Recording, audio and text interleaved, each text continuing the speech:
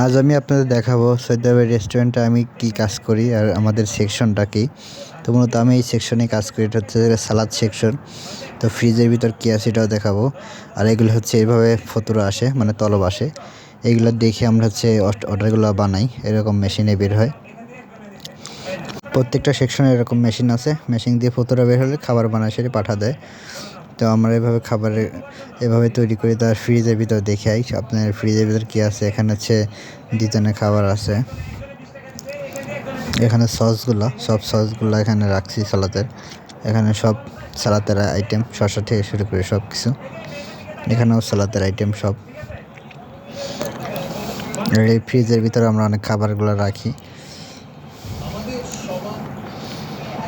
এই ফ্রিজের মধ্যে হচ্ছে সবজিগুলো যেগুলো হচ্ছে কাটা বাদে এগুলো নিয়ে এসে ফ্রিজে রাখি, এখান থেকে আমরা ক্লিন করে খাবারগুলো হচ্ছে তৈরি করি।